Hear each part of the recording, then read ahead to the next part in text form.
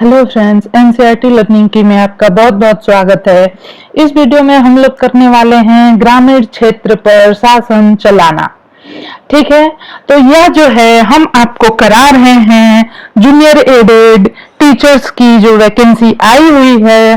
ठीक है, उसमें जो लोग भी सामाजिक अध्ययन से, सामाजिक विज्ञान से जो लोग भी पेपर देना चाहते हैं उनके लिए यह जो वीडियो है बहुत ही ज्यादा उपयोगी होने वाला है। ग्रामीण क्षेत्र पर शासन चलाना, इसमें से बहुत सारे मल्टीपल चॉइस क्वेश्चन बनते हैं जो कि पूछ लिए जाते हैं। आप अगर जूनियर एडेड टीचर वैकेंसी की तैयारी कर रहे हैं, उत्तर प्रदेश 2021 की जो वैकेंसी आई हुई है और जिसका एग्जाम 18 अप्रैल को होने वाला है, अगर आप उसकी तैयारी कर रहे हैं तो आप मेरे चैनल को जरूर से सब्सक्राइब कर लीजिए और बेल आइकन को प्रेस करना बिल्कुल नहीं भूलिए, जिससे कि जो भी वीडियो मैं आपको डालूं तो वो आपको तुरंत मिल जाए। इसलिए तो दोस्तों, यहाँ पे हम करने वाले हैं ग्रामीण क्षेत्र पर शासन चलाना। जो ग्रामीण क्षेत्र है उस पे कौन कौन से लोगों ने और किस किस तरह से शासन चलाया, इस चीज को हम यहाँ पे देखेंगे। और मैं एक चीज बताना चाहूंगी कि जो लोग भी क्लास 8 के स्टूडेंट हैं, ठीक है, और एनसीईआरटी सीबीएसई बोर्ड से हैं, एनसीईआरटी की बुक पढ़ते हैं, उनके लिए भी यह काफी उपयोगी रहेगा।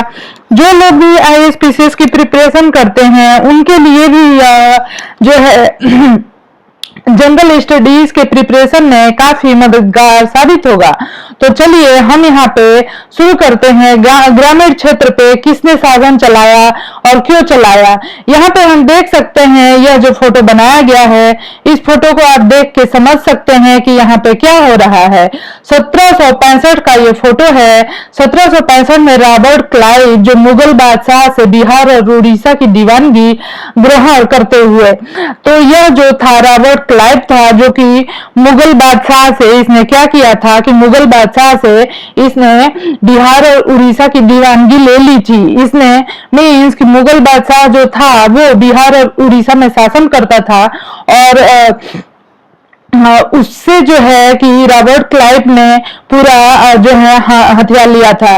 कंपनी दीवान बन गई। यहाँ पे देखिए, यहाँ पे हम आपको समझाना चाहते हैं कि 12 अगस्त 1765 को मुगल बादशाह ने ईस्ट इंडिया कंपनी को बंगाल का दीवान तैनात किया।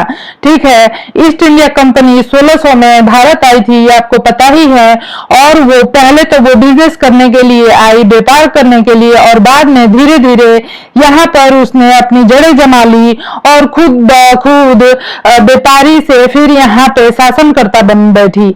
तो यहाँ पे हम देख सकते हैं कि 12 अगस्त 1765 को मुगल बादशाह ने ईस्ट इंडिया कंपनी को बंगाल का दीवान तैनात किया। ईस्ट इंडिया कंपनी जो है क्या हो गई, ईस्ट इंडिया कंपनी को बंगाल का दीवान तैनात किया। बंगाल में इसका शासन हो गया ईस्ट इंडिया कंपनी का। इस बात की पूरी संभावना है कि यह घटना मुट्ठी भर अंग्रेजों और हिंदुस्तानी की मौजूदगी में रॉबर्ट क्लाइव के तंबू में घटी होगी, लेकिन ऊपर दिए गए चित्र में इस घटना को एक भव्य समारोह के रूप में दिखाया गया है।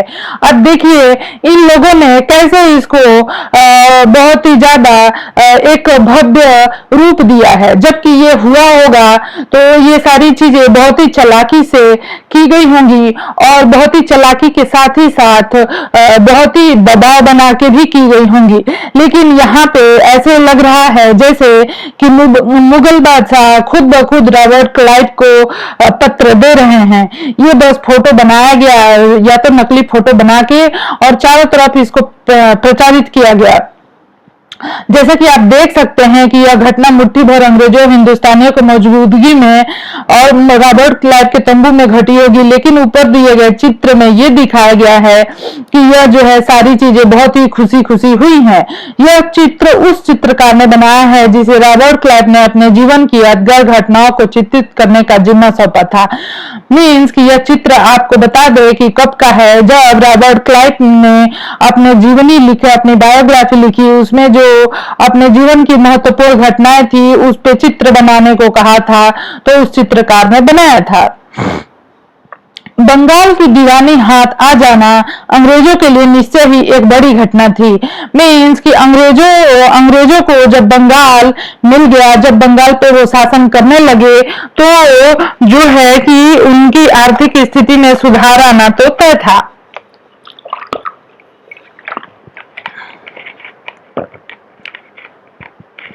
और यहाँ पे हम देख रहे हैं दीवान के तौर पर कंपनी अपने नियंत्रण वाले भूभाग के आर्थिक मामलों की मुख्य शासक बन गई थी। यहाँ पे हम क्या देख रहे हैं, दीवान के तौर पर, शासक के तौर पर कंपनी अपने नियंत्रण वाले भूभाग, मीन्स कि दीवान, क्योंकि वो शासक बन गई थी कंपनी, तो बंगाल में जो भूभाग, जो जमीन थी, उसके पे जो आर्थिक मामले थे, वहां पे मुख्य शासक, वो मुख्य भूमिका निभाने लगी थी कंपनी। तो ठीक है, देखिए इन लोगों ने किस तरह से भारत को पूरा लूट ले गए। अब उसे अपनी जमीन का शासन चलाने और आमदनी को व्यवस्थित करने का रास्ता ढूंढना था। इसके लिए उसे एक ऐसा रास्ता ढूंढना था जिससे कंपनी के बढ़ते खर्चे को पूरा करने के लिए काफी आमदनी जुटाई जा सके। व्यापारिक कंपनी के नाते उसे यह ख्याल भी रखना था कि वह अपनी जरूरत की चीजें खरीदती बेचती रहे। अब देखिए इन लोगों ने क्या चालाकी चली। अंग्रेजों ने समय के साथ कंपनी को यह भी समझ में आने लगा कि उसे सावधानी के साथ आगे बढ़ना होगा। कंपनी जो थी वो बहुत ही चालाक लोगों के हाथ में थी, बहुत ही चालाक लोग थे वो। बाहरी ताकत होने की वजह से उसे उन लोगों को भी शांत रखना था जो गांव देहात में पहले शासन चला चुके थे। मीन्स कि जो हमारा बंगाल है, और बंगाल में जो लोग गांव देहात में शासन करते थे या शासन चला चुके थे, उन लोगों को भी, वो जो अंग्रेज थे, जो कंपनी के शासक थे, उन लोगों को भी वो अपने साथ मिला के रखना चाहते थे ताकि वो ज्यादा से ज्यादा फायदा कमा सकें। उसके बाद जिनके पास अभी भी काफी ताकत और सम्मान था, और ये लोग ऐसे थे जो गांव देहात में शासन चला चुके थे, ये लोग ऐसे थे जिनके पास आज भी बहुत सारा ताकत था और सम्मान भी इनका लोग बहुत मानते थे। ऐसे जो लोग स्थानीय सत्ता में रह चुके थे, उन्हें नियंत्रित करना तो जरूरी था, लेकिन उन्हें खत्म नहीं किया जा सकता था। मीन्स कि ये कहा जा रहा है कि बंगाल में जो गांव देहात थे, वहां पे जो ताकतवर लोग थे, उन्हें खत्म अगर किया जाता, अगर देखिए ये कंपनी के जो लोग थे, जो अंग्रेज थे, कितने चालाक थे, चाहते तो उन लोगों को मार भी सकते थे, लेकिन इन लोगों ने उन्हें मारा नहीं, क्योंकि अगर मारते तो एक विरोध होने लगता।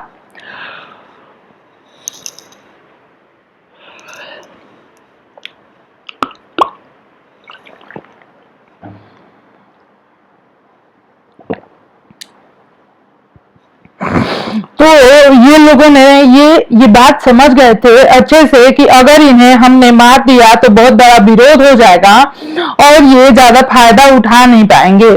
यह काम कैसे हो, इस अध्याय में हम देखेंगे कि कंपनी ने ग्रामीण इलाकों को उपनिवेश कैसे बनाया, आय के संसाधन कैसे जुटाए, लोगों के अधिकार किस तरह तय किए और मन माफिक फसलों की खेती कैसे कराई।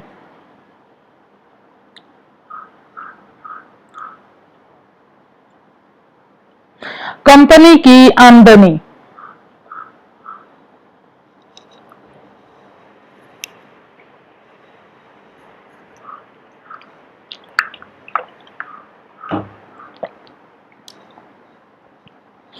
यहाँ पे कहा जा रहा है कंपनी दीवान तो बन गई थी, कंपनी जो है दीवान बन गई थी, शासक बन गई थी, लेकिन अभी भी खुद को एक व्यापारी ही मानती थी। देखिए कंपनी शासक तो बन गई थी, लेकिन वो दिखाती थी कि वो व्यापारी है, थी वो मालिक पूरे बंगाल की, लेकिन वो अपने आप को व्यापारी ही मानती थी। कंपनी भारी भरकम लगान तो चाहती थी, लेकिन उसके आंकड़न वसूली की कोई नियम व्यवस्था करने में हिचकिचा रही थी, क्योंकि उसे डर था कि लोग कहीं विरोध न करने लगे। उसकी कोशिशें यही थी कि वह ज्यादा से ज्यादा राजस्व हासिल करे और कम से कम कीमत पर बढ़िया सूती और रेशमी कपड़ा खरीदे। उसकी कोशिश ये रहती थी कि वह ज्यादा से ज्यादा राजस्व हासिल करे, ज्यादा पैसे कमाए कम से कम कीमत पर। और देखिए कम कीमत पे बढ़िया सूती और रेशमी कपड़े खरीदे। इसी कारण 5 साल के भीतर बंगाल में कंपनी द्वारा खरीदी जाने वाली चीजों का कुल मूल्य दोगुना हो चुका था। 1865 से पहले कंपनी ब्रिटेन से सोने और चांदी का आयात करती थी और इन चीजों के बदले सामान खरीदती थी। अब बंगाल में इकट्ठा होने वाले पैसे से ही निर्यात के लिए चीजें खरीदी जा सकती थी। जल्दी ही यह जाहिर हो गया कि बंगाल की अर्थव्यवस्था एक गहरे संकट में फंसती जा रही है। कारीगर गांव छोड़कर भाग रहे थे क्योंकि उन्हें बहुत कम कीमत पर अपनी चीजें कंपनी को जबरन बेचनी पड़ती थी। किसान अपना लगान नहीं चुका पा रहे थे। कारीगरों का उत्पादन गिर रहा था। खेती चौपट होने की दिशा में बढ़ रही थी। अब बताइए, इंडिया जो है एक कृषि प्रधान देश है और यहाँ पे अगर खेती ही चौपट हो जाएगी तो यहाँ के किसानों का क्या होगा, या आप ही बताइए। तो जो है कि खेती चौपट हो रही थी। 1770 में पड़े अकाल ने बंगाल में 1 करोड़ लोगों को मौत की नींद सुला दिया। इस अकाल में लगभग 1/3 आबादी समाप्त हो गई। खेती में सुधार की जरूरत थी। अगर अर्थव्यवस्था संकट में थी तो क्या कंपनी अपनी राजस्व आय के बारे में अस्वस्थ रह सकती थी? कंपनी के ज्यादातर अफसरों को यह लगने लगा कि जमीन में निवेश करना, खेती में सुधार लाना जरूरी है। यह काम किस तरह किया जा सकता था, इस सवाल पर 2 दशकों तक बहस चली। आखिरकार कंपनी ने 1793 में अस्थायी बंदोबस्त लागू किया। इस बंदोबस्त की शर्तों के हिसाब से राजाओं और तुगलकदारों को जमीन के रूप में मान्यता दी गई। उन्हें किसानों से लगान वसूलने और कंपनी को राजस्व चुकाने का जिम्मा सौंपा गया। उनकी ओर से चुकाई जाने वाली राशि अस्थायी रूप से तय कर दी गई थी। इसका मतलब यह था कि भविष्य में कभी भी उसमें इजाफा नहीं किया जाना था। अंग्रेजों को लगता था कि इससे उन्हें नियमित रूप से राजस्व मिलता रहेगा। जमींदारों को जमीन में सुधार के लिए खर्च करने का प्रोत्साहन मिलेगा। उन्हें लगता था कि क्योंकि राज्य की ओर से राजस्व की मांग बढ़ने वाली नहीं थी, इसलिए जमींदार बढ़ते उत्पादन से फायदे में रहेंगे। समस्या फिर क्या हो गई? बगैर अस्थायी बंदोबस्त ने भी समस्या पैदा कर दी। कंपनी के अफसरों ने पाया कि अभी भी जमींदार जमीन में सुधार के लिए खर्चा नहीं कर रहे थे। असल में कंपनी ने जो राजस्व तय किया था वह इतना ज्यादा था कि उसको चुकाने में जमींदारों को भारी परेशानी हो रही थी। मींस की कंपनी ने जो किसान थे उनसे जो टैक्स वसूलती थी वो टैक्स बहुत ज्यादा थे और वो चुकाने में जो है कि क्या होता था, उसको चुकाने में जो किसान थे उन्हें बहुत तकलीफ होती थी। जो जमींदार राजस्व चुकाने में विफल हो जाता था उसकी जमींदारी छीन ली जाती थी। बहुत सारी जमींदारियों को कंपनी बकायदा नीलाम कर चुकी थी। मींस की जो जमींदार थे जिनके पास बहुत सारी जमीनें थी जो है तो टैक्स के चुकाने के चक्कर में उनको जो है पूरा खरीद चुकी थी। मींस की एक तरह से उनकी पूरी जमींदारी, मींस की उनके पास जो 100 एकड़ या 100 बीघे जो जमीन थी वो सारी किसी न किसी तरीके से कंपनी ने ले लिया था। 19वीं सदी के पहले दशक तक हालात बदल चुके थे। बाजार में कीमतें बढ़ी और धीरे धीरे खेती का विस्तार होने लगा।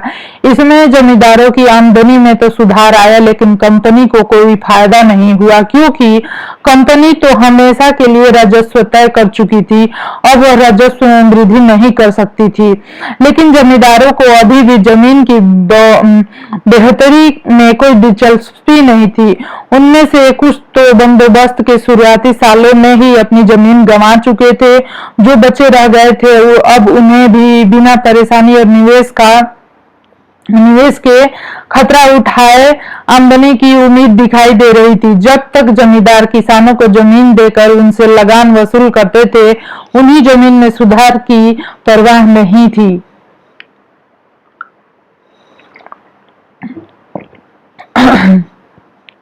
मींस की जो जमींदार किसान जब तक जमींदार किसानों को जमीन देकर जो जमींदार थे किसानों को जमीन देते थे, उसमें खेती होती थी और किसान जो है उनको जो उसका एवज में जो देना रहता होगा देते थे। तो अब तक जो है कि जमींदार को उस जमीन में क्या कुछ बदलाव करना चाहिए उपज बढ़ाने के लिए, या फिर उसकी सॉइल की उर्वरता, मिट्टी की उर्वरता को बनाए रखने के लिए, ये ऐसा कुछ भी नहीं करते थे। दूसरी तरफ गांव में किसान को यह व्यवस्था बहुत दमनकारी दिखाई दी।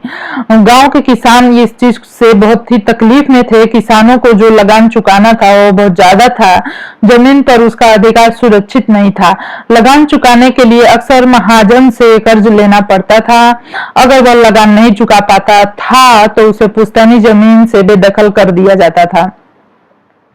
एक नई व्यवस्था 19वीं सदी की शुरुआत में ही कंपनी के बहुत सारे अधिकारियों को इस बात का यकीन हो चुका था कि राजस्व बंदोबस्त में दोबारा बदलाव लाना जरूरी है। जब कंपनी को शासन और व्यापार के अपने खर्चे चलाने के लिए और पैसों की जरूरत हो तो वह अस्थायी रूप से राजस्व तय करके काम कैसे चला सकती है। बंगाल प्रेसिडेंट के उत्तर पश्चिम प्रांतों में, मीन्स कि जो बंगाल था उसमें जो उत्तर पश्चिम के जो प्रांत है, इस इलाके का ज्यादातर हिस्सा उत्तर प्रदेश में है, के लिए होल्ट, इसके लिए जो होल्ट होते हैं, मैकेंजी नामक अंग्रेज ने एक नई व्यवस्था तैयार की जिसे 1822 में लागू किया गया। मैकेंजी को विश्वास था कि उत्तर भारत समाज में गांव एक महत्वपूर्ण सामाजिक संस्था है, उसको बचाए रखना चाहिए। उसके आदेश पर कलेक्टरों ने गांव-गांव का दौरा किया, जमीन की जांच की, खेती को मापा और विभिन्न समूहों के रीति रिवाजों को दर्ज किया। गांव के एक-एक खेत के अनुमानित राजस्व को जोड़कर हर गांव या ग्राम समूह माहौल से वसूल होने वाले राजस्व का हिसाब लगाया जाता था। इस राजस्व को अस्थायी रूप से तय नहीं किया गया बल्कि उसमें समय समय पर संशोधन की गुंजाइश रखी गई। राजस्व इकट्ठा करने और उसे कंपनी को अदा करने का जिम्मा जमींदार की बजाय गांव के मुखिया को सौंप दिया गया। इस व्यवस्था को महालवारी बंदोबस्त का नाम दिया गया। मुन्नरो व्यवस्था, मुन्नरो व्यवस्था क्या थी यहाँ पे हम ये देखेंगे। ग्रामीण क्षेत्र पर शासन चलाना, ये कैसे किया गया। ब्रिटिश नियंत्रण वाले दक्षिण भारतीय इलाकों में, जो दक्षिण भारतीय इलाके थे, में भी अस्थायी बंदोबस्त की जगह नई व्यवस्था अपनाने का प्रस्ताव किया जाने लगा। वहां जो नई व्यवस्था विकसित हुई उसे रैयतवाड़ी का नाम दिया गया। ठीक है, जो है कि भारत के जो दक्षिण के प्रांत है वहां पे रैयतवाड़ी व्यवस्था एक विकसित हुई। कैप्टन अलेक्जेंडर रीड ने टिप्पू सुल्तान के साथ चले युद्धों के बाद कंपनियों द्वारा कब्जे में लिए गए कुछ इलाकों में इस व्यवस्था को आजमा कर भी देख लिया। थॉमसन मुनरो ने इस व्यवस्था को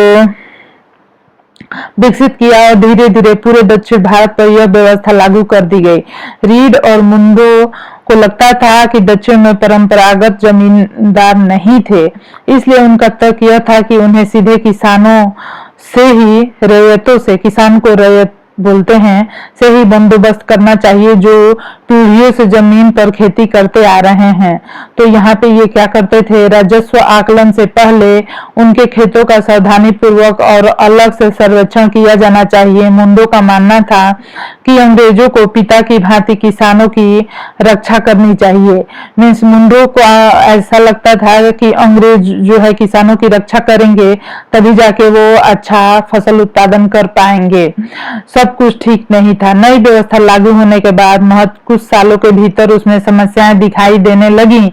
जमीन से होने वाली आमदनी बढ़ाने के चक्कर में राजस्व अधिकारियों ने बहुत ज्यादा राजस्व तय कर दिया था। किसान राजस्व चुका नहीं पा रहे थे, रैयत गांव से भाग रहे थे। ठीक है, यहाँ पे क्या हो रहा था कि जमीन से होने वाली जो आमदनी थी उसको बढ़ाना, जो है कि जो अंग्रेज थे वो किसानों से ज्यादा टैक्स लेना चाहते थे और इसके चक्कर, राजस्व को ही टैक्स कहा जाता है।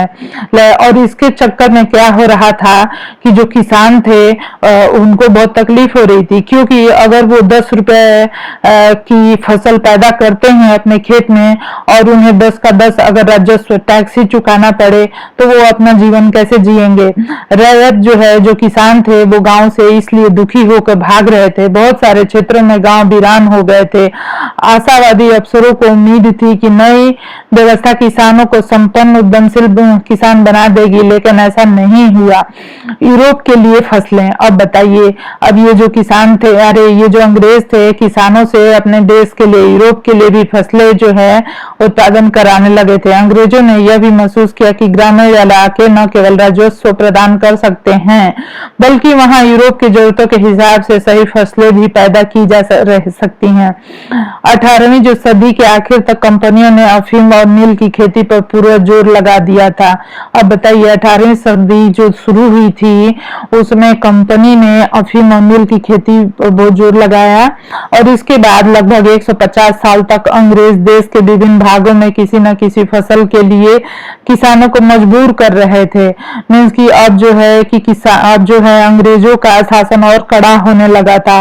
वो किसानों को मजबूर करने, पहले तो वो प्यार से खेती कराते, राजस्व वसूलते, और बाद में मारपीट के भी खेती कराने लगे थे। और वो मारपीट तो ठीक है, उसके साथ ही साथ वो जो है उनसे जो खेती कराना चाहते थे वही कराते थे। बंगाल में पटसम, असम में चाय, संयुक्त प्रांत वर्तमान उत्तर प्रदेश में गन्ना, पंजाब में गेहूं, महाराष्ट्र और पंजाब में कपास, मद्रास में चावल, ये सारी चीजें ऐसे उगाते थे। अब यहाँ क्या है कि रंग का भी कोई इतिहास है। जो रंग हम यूज करते हैं इसके बारे में ये देखिए, ये कौन सी एक कलमकारी छापा है 20वीं सदी भारत का, और मारिसन कॉटन छापा है 19वीं सदी का उत्तरार्ध इंग्लैंड का। ठीक है, तो ये जो कपड़े हैं चित्र 5 और 6 में सूती कपड़े के छापों को 2 तस्वीरें दी गई हैं। दाईं तरफ जो चित्र 5 है की तस्वीर में भारत के आंध्र प्रदेश के बुनकरों द्वारा बनाए गए कलमकारी छापे दिखाई दे रहे हैं। दूसरी तरफ ब्रिटेन के प्रसिद्ध कवि और कलाकार विलियम मॉरिसन द्वारा बनाए गए फूल वाले छापे हैं। दोनों छापों में एक बात समान है, दोनों में ही गहरे नीले रंग का इस्तेमाल किया गया है। इसे आमतौर पर नील कहा जाता है। क्या आप जानते हैं कि यह रंग किस तरह पैदा किया गया? इन छापों में आपको जो नीला रंग दिखाई दे रहा है वह नील नाम के पौधे से निकाला जाता था। इस बात की काफी संभावना थी कि 19वीं सदी के ब्रिटेन में मारिस के छापों में इस्तेमाल किया गया नीला रंग जो है भारत में उगने वाले नील के पौधे से तैयार किया गया हो। उस समय भारत दुनिया में नील का सबसे बड़ा स्रोत था। भारतीय नील की मांग क्यों थी? नील का पौधा मुख्य रूप से उष्णकटिबंधीय और ट्रॉपिकल फॉरेस्ट में इलाकों में उगता है। 13वीं सदी तक इटली, फ्रांस, ब्रिटेन में कपड़ा उत्पादक कपड़े की रंगाई के लिए भारतीय नील का इस्तेमाल कर रहे थे। उस समय भारतीय नील की बहुत थोड़ी मात्रा यूरोपीय बाजारों में पहुंचती थी। उसकी कीमत भी बहुत ऊंची रहती थी, इसलिए यूरोपीय कपड़ा उत्पादकों को बैंगनी और नीले रंग बनाने के लिए बोर्ड नामक एक और पौधे पर निर्भर रहना पड़ता था। बोर्ड पौधा शीतोष्ण क्षेत्र में उगता था, इसलिए यूरोप में आसानी से मिल जाता था। उत्तरी इटली, दक्षिणी फ्रांस और जर्मनी और ब्रिटेन में कई हिस्सों में यह पौधा उगता था। नील के साथ प्रतिस्पर्धा से परेशान यूरोप के बोर्ड उत्पादकों ने अपनी सरकारों पर दबाव डाला कि वे नील के आयात पर पाबंदी लगा दें, मगर कपड़ों को रंगने वाले तो नील को ही पसंद करते थे। नील से बहुत चमकदार नीला रंग मिलता था, जबकि वोडका से मिलने वाला रंग बेजान और फीका होता था। 17वीं सदी तक आते आते यूरोपीय कपड़ा उत्पादकों ने नील के आयात पर लगी पाबंदी में ढील देने के लिए अपनी सरकारों को राजी कर लिया। कैरिबियाई द्वीप समूह स्थित सेंट डोमिंगो में फ्रांसीसी, ब्राजील में पुर्तगाली, जमैका में ब्रिटिश और वेनेजुएला में स्पेनिश लोग नील की खेती करने लगे थे। और उसके बाद उत्तरी अमेरिका में भी बहुत सारे भागों में नील के बागान सामने आ गए थे। 18वीं शताब्दी के आखिर तक भारतीय नील की मांग और बढ़ गई। ब्रिटेन में औद्योगिकरण का युग शुरू हो चुका था। उसके कपास उत्पादन में भारी इजाफा हुआ। अब कपड़ों की रंगाई की मांग और तेजी से बढ़ने लगी। जब नील की मांग बढ़ी, उसी दौरान वेस्ट इंडीज और अमेरिका में मिलने वाली आपूर्ति अनेक कारणों से बंद हो गई। 1783 से 1779 के बीच दुनिया का नील उत्पादन आधा रह गया था। ब्रिटेन के अंग्रेज अब नील की आपूर्ति के लिए बेचैनी से किसी और स्रोत की तलाश कर रहे थे। यह नील कहां से मिल सकता था? भारत में अब देखिए, अब नील के लिए ये भारत के किसानों को किस तरह से ये परेशान करेंगे। यूरोप में नील की बढ़ती मांग को देखते हुए ईस्ट इंडिया कंपनी भी भारत में नील की खेती बढ़ाने के रास्ते ढूंढने लगी। अब देखिए, इनको नील चाहिए तो नील के लिए ऐसा नहीं है कि अपनी इच्छाओं को कंट्रोल करेंगे और कम नील में ही ये काम चलाएंगे, नहीं। ये जो है भारत आएंगे, भारत के लोगों को गुलाम बनाएंगे और उनसे नील की खेती कराएंगे और ले जाके यूरोप को देंगे। ऐसे थे अंग्रेज। हाँ देखिए, 18वीं सदी के आखिरी दशकों से ही बंगाल में नील की खेती तेजी से फैलने लगी थी। बंगाल में पैदा होने वाला नील दुनिया के बाजारों पर छा गया था। मीन्स कि अब सोचिए कि बंगाल में जो नील पैदा होता था पूरी दुनिया में बेचा जाने लगा था। 1788 में ब्रिटेन द्वारा आयात किए गए नील में भारतीय नील का हिस्सा केवल लगभग 30% था। 1810 में ब्रिटेन द्वारा जो आयात किया गया नील था में भारतीय नील का हिस्सा 95% हो चुका था। बताइए, जैसे जैसे नील का व्यापार फैला, कंपनी के अफसर और व्यापारी व्यवसायिक जो एजेंट थे नील के उत्पादन में पैसा लगाने लगे। समय बीतने के साथ कंपनी के बहुत सारे अधिकारियों ने नील के अपने कारोबार पर ध्यान देने के लिए अपनी नौकरियां छोड़ दी। भारी मुनाफे की उम्मीद में स्कॉटलैंड और इंग्लैंड के बहुत सारे लोग भारत आए और उन्होंने नील के बागान लगा लिए। जिनके पास नील की पैदावार के लिए पैसे नहीं था, वो उन्हें कंपनी और नए नए बैंक कर्ज देने को तैयार रहते थे। इस फोटो के बारे में यहाँ पे देखिए, कोई तो लड़ाई हो रही है। सेंट ने मुगलों की बगावत अगस्त 1791 में 1791 जनवरी स्कूदोल्वी का यह चित्र है। 18वीं सदी में फ्रांसीसी बगान मालिकों ने, ये देखिए 18वीं सदी में क्या हुआ था कि फ्रांसीसी जो बगान मालिक थे ने करीबियाई द्वीप समूह में स्थित फ्रांसीसी उपनिवेश सेंट डोमिनिक में नील और चीनी का उत्पादन शुरू किया। इन बगानों में काम करने वाले अफ्रीकी गुलाम 1791 में बगावत पर उतर आए। उन्होंने बगान जला दिए, अपनी धनी मालिकों को मार डाला। 1752 में फ्रांस ने अपने उपनिवेशों में दास प्रथा समाप्त कर दी। इस घटनाओं की वजह से करीबियाई द्वीपों में नील की खेती ठप हो गई, क्योंकि इन गुलामों से बहुत ज्यादा कार्य कराते होंगे तो इन्होंने अपना विद्रोह कर दिया और फिर जो है उन्हें जो दास्ता की जो प्रथा थी वो उन्हें खत्म करनी पड़ी। नील की खेती कैसे होती थी, ये सही किया उन लोगों ने। नील की खेती कैसे होती थी? नील की खेती के दो मुख्य तरीके थे, निजी और रैयती। निजी खेती की व्यवस्था में बगान मालिक खुद अपनी जमीन में नील का उत्पादन करते थे, या तो वह जमीन खरीद लेते थे या दूसरे जमींदारों से जमीन भाड़े पर ले लेते थे और मजदूरों को काम पर लगाकर नील की खेती करवाते थे। निजी जमीन की समस्या, बगान मालिकों को निज खेती का क्षेत्रफल फैलाने में मुश्किल आ रही थी। नील की खेती केवल उपजाऊ जमीन पर की जा सकती थी। ऐसी जमीनों पर आबादी पहले ही बहुत ज्यादा थी। यहाँ वहाँ छोटे मोटे खेत ही उनके हाथ लग पाते थे। नील की खेती करने के लिए उन्हें बड़े बड़े भूखंडों की जरूरत थी। इस तरह की जमीनें उन्हें कहां से मिल सकती थी? उन्होंने नील की फैक्ट्री के इर्द गिर्द पट्टे पर जमीन लेने के लिए प्रयास किया, वहां के किसानों को हटवा दिया। इससे टकराव और तनाव पैदा हो जाता था। वो जो है कुछ भी करके नील की खेती करवाते थे। मजदूरों का इंतजाम करना भी आसान नहीं था। बड़े बागान के लिए बहुत सारे मजदूरों की जरूरत होती थी। मजदूरों की जरूरत भी सबसे ज्यादा उसी समय होती थी जब किसान धान की खेती में व्यस्त रहते थे। बड़े पैमाने पर निज खेती के लिए बहुत सारे हल बैलों की भी जरूरत होती थी। अब देखिए, जिस समय धान की खेती होती है उसी समय नील की खेती होती है, और जब जो है किसान अपनी धान की खेती में व्यस्त रहता था उसी समय नील की खेती भी होती थी। तो वो कैसे जाके नील की खेती करे? अब बताइए, मजदूरों को भी वो मारते, किसानों को भी मारते पीटते थे। कितने गंदे थे अंग्रेज ये। 1 बीघा नील की खेती के लिए 2 हल चाहिए थे। इसका मतलब यह था कि अगर किसी बागान मालिक के पास 1000 बीघा जमीन है तो उसे 2000 हलों की जरूरत पड़ती। हलों को खरीदना और उनका रख रखाव एक बड़ी समस्या थी। किसानों से भी हल नहीं मिल सकते थे।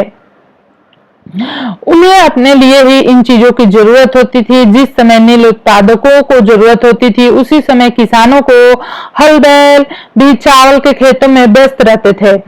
ठीक है, उसी समय किसान के हल बैल भी चावल के खेतों में व्यस्त रहते थे। तो कोई अपना धान की खेती छोड़ के भला क्यों उनको अपने हल बैल दे, और किसान क्यों अपनी खेती छोड़ के जाए, अच्छा करते थे। 19वीं सदी के आखिर तक बगान मालिक निज खेतों का क्षेत्रफल फैलाने में हिचकिचाते थे। इस व्यवस्था के तहत नील की पैदावार वाली 25% से भी कम जमीन आती थी। बाकी जमीन रैयती व्यवस्था के अंतर्गत थी। रैयतों की जमीन पर नील की खेती रैयती व्यवस्था के तहत बगान मालिक रैयतों के साथ एक अनुबंध करते थे। कई बार वे गांव के मुखियाओं को भी रैयत की तरफ से समझौता करने के लिए बाध्य कर देते थे। जो अनुबंध पर दस्तखत कर देते थे उन्हें नील उगाने के लिए कम ब्याज दर पर बगान मालिकों से नगद कर्ज मिल जाता था। कर्ज लेने वाले रैयत को अपनी कम से कम 25% जमीन पर नील की खेती करनी होती थी। बगान मालिक बीज और उपकरण मुहैया कराते थे, जबकि मिट्टी को तैयार करने, बीज बोने, फसल की देखभाल करने का जिम्मा काश्तकारों के ऊपर रहता था।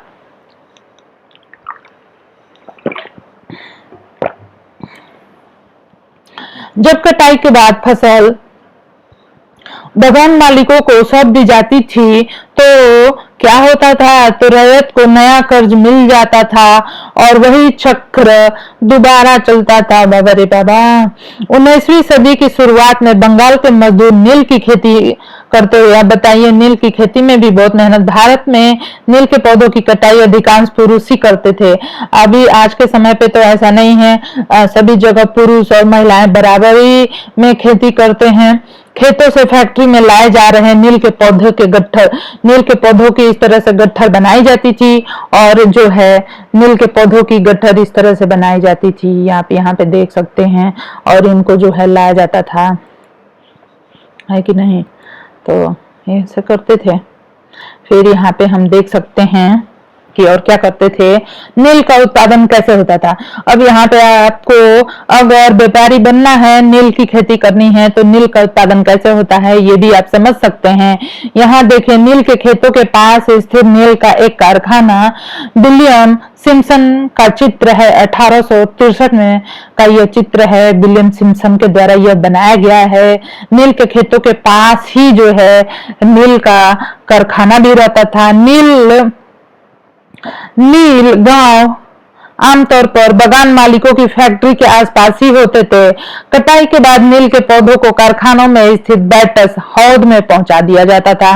अब बताइए, नील के पौधे जब तैयार हो जाते हैं तो पास ही में जो फैक्ट्री होती थी वहां पे कटाई के बाद नील के पौधों को जो है कारखाने में जो स्थित जो हौद, बड़ा बड़ा जो एक टैंक टाइप का बना रहता है, वहां पहुंचा दिया जाता था। रंग बनाने के लिए 3-4 कुंडों की जरूरत पड़ती थी। प्रत्येक हौद का अलग काम था। नील के पौधों से पत्तियों को तोड़कर पहले एक कुंड में गर्म पानी में कई घंटों तक डुबाया जाता था। गर्म पानी में इन पत्तियों को तोड़ के डाला जाता था। इस हौद को किण्वन या स्टीपर कुंड कहा जाता था। जब पौधे किण्वनित हो जाते थे तो द्रव्य में बुलबुले उठने लगते थे। अब सड़ी हुई पत्तियों को निकाल दिया जाता था और द्रव्य को एक और हौद में छान दिया जाता था। दूसरा हौद पहले हौद के ठीक नीचे होता था। दूसरे हौद बिटरवाट में इस घोल को लगातार हिलाया जाता था और पैडलों से खंगाला जाता था। जब यह द्रव्य हरा और उसके बाद नीला हो जाता था तो हौद में चूने का पानी डाला जाता था। धीरे धीरे नील की पपड़ियां नीचे जम जाती थी और ऊपर साफ द्रव्य निकल आता था। द्रव्य को छानकर अलग कर लिया जाता था और नीचे जमी नील की गाद, नील की लुगदी को दूसरे कुंड, निथार कुंड में डाल दिया जाता था। इसके बाद उसे निचोड़कर बिक्री के लिए सुखा दिया जाता था। अब समझ लीजिए कि यह लुगदी के रूप में जो है कि तैयार हो जाता था। और इसके पाउडर मिलते हैं। जब हम छोटे थे तो नील के पाउडर भी मिलते थे। नील के पौधों को हौद तक औरतें ही ढोकर लाती थी। अब देखिए कि नील के पौधों को जो है काट कर उसके गट्ठर बनाते हैं और उसको ढो के औरतें लाती थी। हौद में घोल हिलाने वाला एक बड़ा सा चप्पू जैसा रहता था, जैसे कि बोट को, जैसे कि नाव को खेते हैं वैसा कुछ। और यहाँ खड़ा नील मजदूर हौद में पड़े घोल को हिलाने के लिए इस्तेमाल होने वाला पैडल लिए खड़ा है। इन मजदूरों को 8 घंटे से भी ज्यादा समय तक कमर तक भरे नील के घोल में खड़े रहना पड़ता था। बाबा रे, कितना भारी कार्य कराते थे, पैसे बिल्कुल नहीं देते थे। बिक्री के लिए नील तैयार हो जाता था, इन्हें डब्बों में भर के बेचा जाता था। यहाँ पे इस फोटो में आप देख सकते हैं। यहाँ आप उत्पादन की आखिरी अवस्था को देख सकते हैं। दबाकर सांचों में डाल दी गई नील की लुगदी को काटकर मजदूर उन पर मुहर लगा रहे हैं। पीछे वाले हिस्से में एक मजदूर इन टुकड़ों को सुखाने के लिए ले जा रहा है और इन टुकड़ों को सुखाया जाता था। ये सारी चीजें दिखाई गई हैं।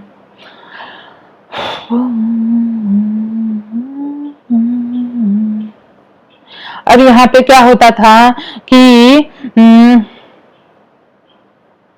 अब देखिए यहाँ पे क्या हुआ कि जो है नील की खेती के बारे में तो जान लिया। जो किसान पहले इन कर्जों से बहुत आकर्षित थे, उन्हें जल्दी ही समझ में आ गया।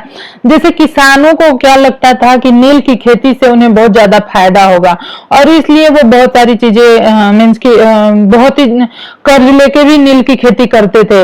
लेकिन फिर बाद में उनको जल्दी ही समझ आ गया कि अब व्यवस्था जो है कितनी कठोर है। उन्हें नील की जो कीमत मिलती थी वह बहुत कम थी और कर्जों का जो सिलसिला कभी खत्म ही नहीं होता था। अब बताइए, समस्याएं और भी थी। बगान मालिक चाहते थे कि बगान मालिक क्या चाहते थे कि किसान अपने सबसे बढ़िया खेत में ही नील की खेती करे। अब बताइए कि वो चाहते थे कि किसान जो है अपने सबसे बढ़िया खेत में ही नील की खेती करे। आप बताइए कि नियम भी उसके, कर्ज भी उसके और नियम भी उसके, तो जो कि बिल्कुल भी मतलब कि बिल्कुल भी ठीक नहीं था। ये नियम तो बिल्कुल भी ठीक नहीं था। लेकिन नील के साथ परेशानी यह थी कि उसकी जड़ें बहुत गहरी होती थी। ठीक है, होती थी। वह मिट्टी की सारी ताकत खींच लेती थी। नील की कटाई के बाद वहां धान की खेती नहीं की जा सकती थी। अब बताइए कि नील की खेती किया तो उसके बाद जो जमीन है हमारी वो भी खराब हो जाती थी। अब नील विद्रोह के बारे में पढ़ेंगे। देखिए यहाँ नील विद्रोह के बारे में पढ़ेंगे। अब देखिए कि मार्च 1859 में बंगाल के हजारों रैयतों ने झील की खेती से इनकार कर दिया। अब देखिए कि 1859 में रैयतों ने नील की खेती से इनकार कर दिया। जैसे जैसे विद्रोह फैला, रैयतों ने बगान मालिकों को लगान चुकाने से भी इनकार कर दिया। जो किसान थे, जो मालिक थे खेतों के, वो जो है नील की खेती नहीं करना चाहते थे और वो विद्रोह करने लगे। वे तलवार, भाले, तीर, कमान लेकर नील की फैक्ट्रियों पर हमला करने लगे। ठीक है, और औरतें अपने बर्तन लेकर लड़ाई में कूद पड़ी। देखिए अब क्या हुआ, बगान मालिकों के लिए काम करने वालों का सामाजिक बहिष्कार कर दिया गया। बगान मालिकों की तरफ से लगान वसूली के लिए आने वाले गुमास्ता एजेंटों की पिटाई की गई। रैयतों ने कसम खा ली कि न तो वे नील की खेती के लिए कर्ज लेंगे, न ही बगान मालिकों के लाठीदार गुंडों से डरेंगे। नील के किसान चुप बैठने को तैयार नहीं थे। उन्हें बगावत की ताकत कहां से मिली? इसमें कोई शक नहीं कि नील की खेती अत्यंत दमनात्मक थी। लेकिन जो लोग दबे होते हैं वे हमेशा बगावत नहीं करते। ऐसा कभी कभी होता है। अब यहाँ पे देखिए क्या हुआ कि 1859 में नील रैयतों को क्या लगा कि बगान मालिकों के खिलाफ बगावत में उन्हें स्थानीय जमींदारों और मुखियाओं का भी समर्थन मिल सकता है। बहुत सारे गांवों में जिन मुखियाओं से नील के अनुबंध पर जबरन दस्तखत कराए गए थे, उन्हें ही नील किसानों को इकट्ठा किया और लठियालों के साथ आमने सामने की लड़ाई लड़ी, तो यह स्थानों पर रैयतों को बगावत के लिए उकसाते हुए खुद जमींदार गांव गांव घूमने लगे। जमींदार इस बात से परेशान था कि बगान मालिकों की ताकत बढ़ती जा रही थी और बगान मालिक जबरन लंबे समय के लिए उनकी जमीन ले लेते थे। नील के जो किसान थे, नील किसानों को लगने लगा था कि अंग्रेजी सरकार भी संघर्ष में उनका साथ देगी। नील किसानों को ये लग रहा था। 1857 की बगावत के बाद ब्रिटिश सरकार एक और व्यापक विद्रोह के खतरे से डरी हुई थी।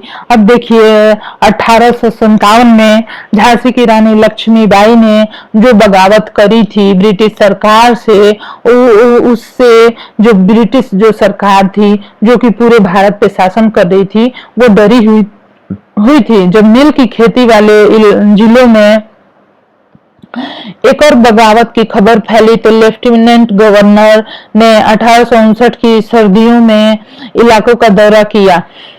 रैयतों को लगा कि सरकार उनकी दुर्दशा से परेशान है।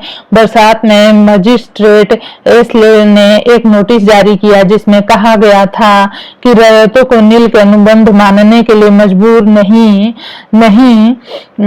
नहीं किया जाएगा। इस नोटिस के आधार पर लोगों में यह खबर फैल गई कि रानी विक्टोरिया ने नील की खेती न करने का हुक्म दे दिया है।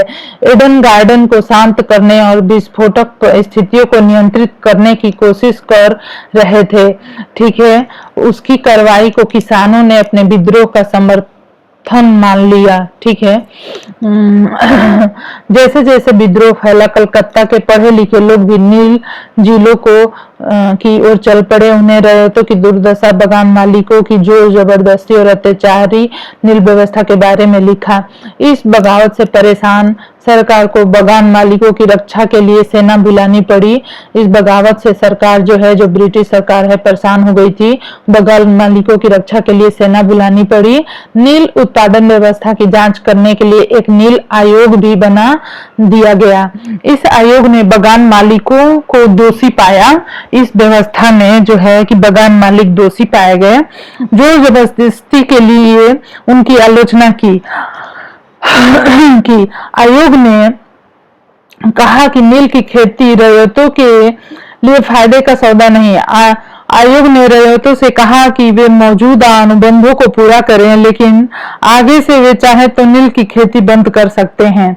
इस बगावत के बाद बगानों में नील उत्पादन धराशायी हो गया। इसके बाद बगान मालिकों का क्या हुआ? बगान मालिक बिहार पर ध्यान देने लगे। 19वीं सदी के आखिर में कृत्रिम रंगों का निर्माण होने लगा था। इससे उनका व्यवसाय भी बुरी तरह प्रभावित हुआ। फिर भी वे उत्पादन फैलाने में सफल रहे। जब महात्मा गांधी दक्षिण अफ्रीका से लौटे तो बिहार के एक किसान ने उन्हें चंपारण आकर नील किसानों की दुर्दशा को देखने का न्योता दिया। 1917 में महात्मा गांधी का यह दौरा नील बगान मालिकों के लिए चंपारण आंदोलन की शुरुआत थी। भीख मांग लूंगा परंतु नील नहीं उगाऊंगा, यह नारा था। चांदपुर थाना हरदी के चांदपुर थाना हरदी के एक नील काश्तकार हाजी मुल्ला से मंगलवार 5 जून 1960 को नील आयोग के सदस्यों ने बात की। हाजी मुल्ला ने कुछ सवालों के जवाब इस तरह दिए। WS सीटनकार, नील आयोग के अध्यक्ष, क्या अब तुम नील की खेती के लिए तैयार हो? अगर नहीं तो किस तरह की शर्त पर खेती करना चाहोगे? हाजी मुल्ला, मैं नील उगाने को तैयार नहीं हूँ। मुझे नहीं पता कि कोई भी नई शर्तें मुझे संतुष्ट कर सकती हैं। क्या तुम 1 रुपया प्रति बंडल की कीमत पर भी खेती नहीं करना चाहते? हाजी मुल्ला, नहीं, मैं नहीं करूंगा। नील उगाने की बजाय मैं कहीं और चला जाऊंगा, भीख मांग लूंगा, परंतु नील नहीं उगाऊंगा। तो ये जो सारी चीजें थी, तो इस तरह से जब विद्रोह हुआ तब जाके इनकी जो रैयत थे उनकी दशा सुधरी। वेस्ट इंडीज में नील उत्पादन, यह जो एक कैरिबियाई द्वीप समूह में है, वहां पे जो बगान स्थित देश हैं उनमें नील का उत्पादन कैसे किया जाता है, यहाँ पे हम आपको दिखाते हैं। 18वीं सदी की शुरुआत में एक फ्रांसीसी मशीनरी जो लबात ने करीबियाई द्वीपों का दौरा किया और इस इलाके के बारे में विस्तार से लिखा। यह तस्वीर लबात की एक पुस्तक से ली गई। इस तस्वीर में यहाँ के फ्रांसीसी बागानों में नील उत्पादन के सारे चरणों को दर्शाया गया। बाएं सिर पर आप देख सकते हैं कि गुलाम मजदूर नील के पौधों को सेटलर वाट में डाल रहे हैं। एक और मजदूर एक मशीनी चरखी से घोल को घुमा रहा है। दाएं से दूसरा है। जो मजदूर नील की लुगदी को बोरों में भरकर सुखाने के लिए ले जा रहे हैं। अगले हिस्से में 2 मजदूर नील की लुगदी को मिलाकर सांचों में डालने के लिए तैयार कर रहे हैं। तस्वीर के बीचों बीच बागान मालिक ऊंची जगह खड़े होकर सारे गुलामों पर नजर रख रहा है। अब यहाँ पे देखिए जो बागान मालिक है बहुत ही ऊंची जगह पे जाके खड़ा हो जाता था और ये जो कार्य करते थे इनको देखता था। तो फिर देखिए इससे हमें क्या समझ में आता है, इस चैप्टर में हमें क्या समझ आता है कि जो अंग्रेज थे वो कितने चालाक थे, उन्होंने कितनी चालाकी से हमारे देश पे शासन किया। देखिए उन्होंने कितनी चालाकी से हमारे देश पे शासन किया और जो है कि हमारे देश पे शासन किया और उन्होंने और जो है कि किस तरह से गांव के जो किसान थे उनको बेवकूफ बनाया और जब वो बहुत ज्यादा परेशान हो गए तो उन्होंने किस तरह से जो है कि अपनी लड़ाई लड़ी और किस तरह से वो उस लड़ाई में सफल भी रहे। ठीक है, तो ये सारी चीजें हैं। तो देखिए जो लोग भी सामाजिक विज्ञान से तैयारी कर रहे हैं उनके लिए काफी महत्वपूर्ण रहेगा। ये सारे क्वेश्चन भी मैं कराऊंगी, मल्टीपल चॉइस क्वेश्चन भी कराऊंगी। तो वीडियो को जरूर से सब्सक्राइब कर लीजिए। धन्यवाद।